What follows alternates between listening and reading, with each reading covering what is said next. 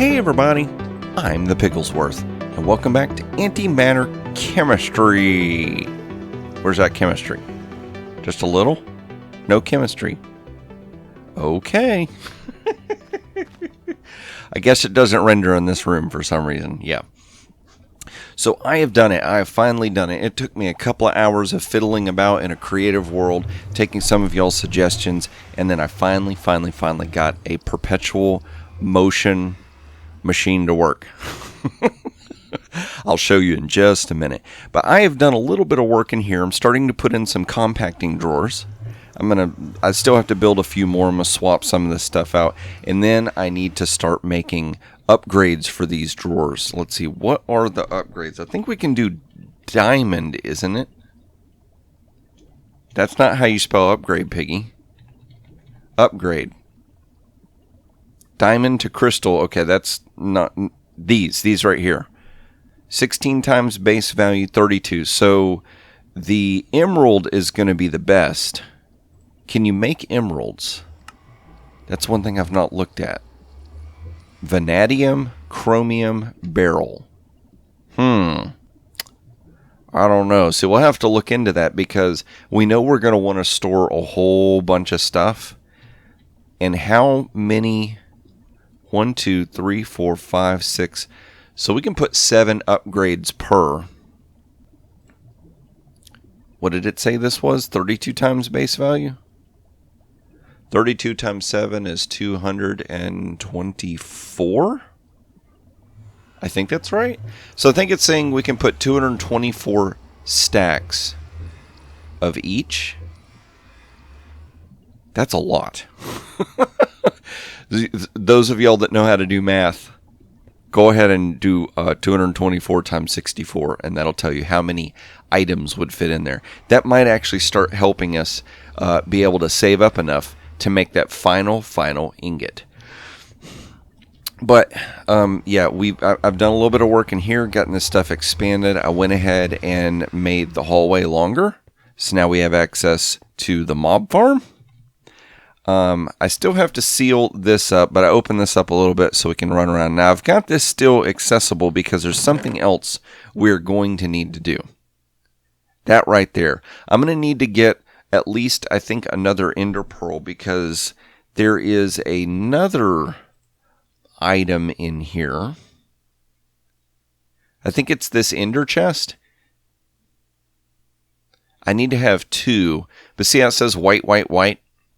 So you can do different color combinations on it to link chest A to chest A. You can have a ender chest B over here to a chest B. So basically we would be able to teleport items from here over to storage instead of running really long item pipes. And that's going to let us start collecting stuff from different rooms and sending it to our main central storage. Now, I've got this thing hooked up right here, this loot crate opener. I can't interface with it in any way. So what I think has to happen is I need to run another item pipe right here. And the loot crates will get routed through here, get opened, and put in there. I think that's how it works. I'm not certain. But that's what we've got going on over here. Now, I could walk to the other place I need to go, but instead, oh no! Saplings and other saplings, a big old mess. You get over here because these things... What in the world? Oh, it grew a tree way up underneath the machine. Okay, so we've got that. Let's go ahead and dump some in here. This thing's really, really cool. Now, I took suggestions from viewer comments on different items I needed to look into. And one viewer kind of given a little bit of a detail of what they did, but it didn't quite make sense to me. So I took the ideas and I went ahead and I made my own thing. And this thing seems to be working really great. Now, at first I tried this with just single trees, and I couldn't keep the machine going. Like it would run out of power before it couldn't make more power than it was using. But I found that growing these, I guess I call them redwood, these giant spruce trees, are really, really working out. So let me see if I can explain this real quick, and then we can get on with today's episode. So we've got water coming in from the aqueous accumulator, and it's coming over here to these steam dynamos. You have to make 2 of them. You make them hardened, and then you get an expansion, and you, let's see here. It's an augment. Trying to make that go away. There we go. So these augments. So you get a boiler conversion, and you get a turbine conversion. So you make this one a boiler conversion and that one a turbine. And so what happens is water comes in here and charcoal comes in here. It turns that into steam, and that steam gets turned into power, and then we route the power out. So we can see this thing is full of power. It's totally loaded. So underneath I have got these 4 plant sowers. They will place through the dirt a plant, like be it sapling or seeds or whatever, that will end up in there. This thing constantly consumes power, and that's what was getting me at first. Is the next items I show you, they constantly consume power.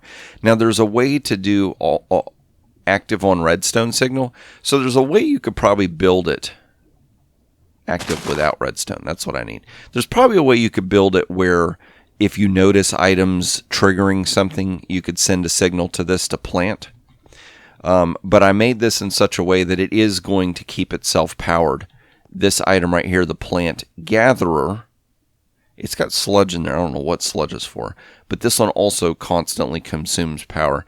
But like I said, I've got this thing working to where we don't have to worry about running out of power, which is awesome. So let's jump up here.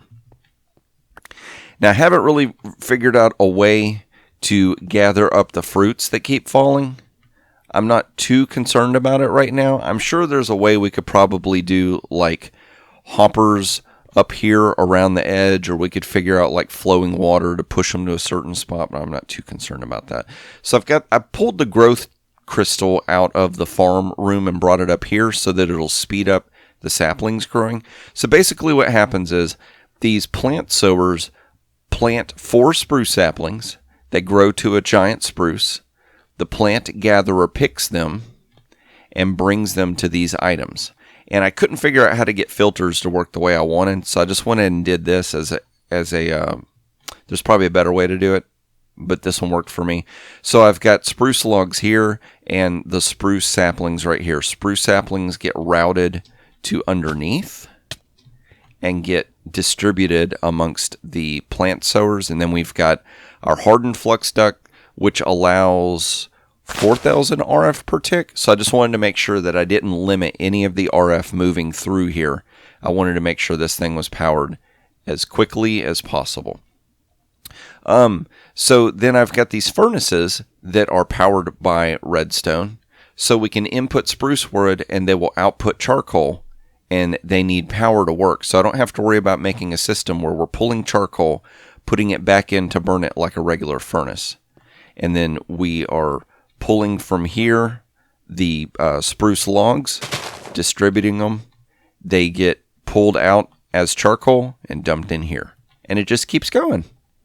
So now we finally have a way to keep our storage system powered. And you can see I've been kind of busy collecting tons of antimatter because I had to make all the different stuff for all that stuff up there. But now, look, we now have a way to access this. I can see all of the chemicals, all the compounds.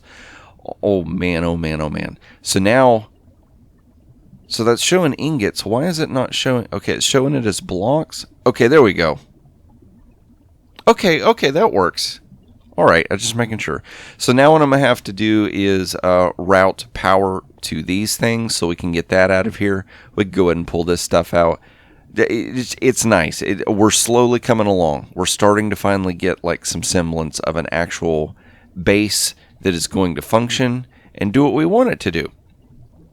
So in previous episode we left off, I was trying to accomplish these things, and I went ahead and accomplished these things. So we've got a stack of linen because we're over here growing this flax, and then I just put the little spinning wheel over here and I made a stack of flax. So let's see here. With the quests, I did that. Create the 16. I did do that. Maybe I have to hold it? Linen thread. I wonder why it's not. See, I accepted that reward. Click to submit. Oh, you have to submit. Okay. And then we get those choice rewards. So I'm waiting on y'all to let me know about that. I did cut a stack of that jungle wood. I know I did. And then I promptly put it somewhere. Yeah, all this stuff still needs to be cleaned up, but at least it's starting to come along. We're starting to... Is that it? That's palm wood. Uh-oh, maybe I got the wrong thing? Palm wood? Autumn palm? Oh! Click to submit. There we go. Did it consume all of it? Yes, it did. Okay. And then dusty bones. And I think with dusty bones, what's going to have to happen, I'm going to have to keep going back over to the autumn dimension and killing off bad guys to get enough. I've only gotten... did I put them in the backpack? In the backpack? Nope. Maybe right here?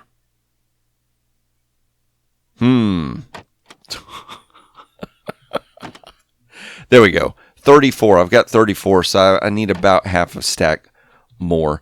But the one that we can do is the brown antimatter. So let's go ahead and remove you and you and you. I'll leave these here for now. I'm looking at doing upgrade kits on the servos up there to maybe make them run a little bit quicker. But we've got that. That's going to give us the loot crate. Oh, we already got that. Okay. That's right. I opened it and it had all those stinking computer components that I still don't know what I'm doing with. So for today's episode, we are going to look at this next quest, which is a deep learner. Craft a deep learner, which can maybe school Piggy. Maybe it can teach me a thing or two. So we need 4 soot-covered plates, a soot-covered redstone, a glass pane, and 3 redstone repeaters. So the redstone repeaters are going to be easy. Easy, easy. So let's go ahead. You know what? No, Piggy. Do this the right way. Click that and that and that. Look. And it won't give us, because we don't have... Okay, so let's back out. This is the flaw in the system where I still have a ton of stuff that needs to be crafted and dumped in there. See, we'll dump that in there. Now let's try that again. So I'll click that. 1, 2... That's what I have to remember, is that it will show you the recipe and then you take out each one that you need. And then let's clear that out. And let's see. Soot-covered redstone. Crafted by crushing redstone against a block of coal. Left click. Okay, so... See, this is what bugs me, is if you mouse wheel, it scrolls it. You can't mouse wheel and take it off, so you have to do that. So we'll put... Wait a minute. Let's check this other material. This. Soot-covered plate. 3, 6 per. 6 per, and I need 4, so that's 24. So let's just go ahead and take a stack. And do I have a block of coal? I'm about to. There we go. So let's place that here. And did it say right click? Left click? Well, there we go. Okay. Oh. Now what's funny is it's not consuming the block. So we're adding soot to this without ever destroying the block. Crazy. Perpetual. And let's see here. We'll go and just dump you in there for now. There we go. So we've got soot-covered redstone. And we need obsidian. 3 per. We need 4. So we need 12 pieces of obsidian. Did I put any obsidian in there? We've got pulverized obsidian. So we might have to make some of those block breakers if I don't have enough. What did we say we needed? 12? 9. Do I have... Oh, nice. We have some. Okay, so cool. Y'all can see this little trick. So what we're going to do is we're going to go through this portal. This is going to put us in the nether. And we will break... Oh, yeah, so just have to let it load for a minute. We'll end up falling. Right click. 1, 2, 3, 4. And then let's go home. And, uh-oh. How is it that it keeps growing a tree that's... I've never seen a spruce grow where this is the other thing. I need to fill this machine up fully with saplings. Okay, they're starting to back up. I was going to say, the thing is that this one is the first, so it gets full, and then the overflow starts going here into these others. I think this one's the farthest away.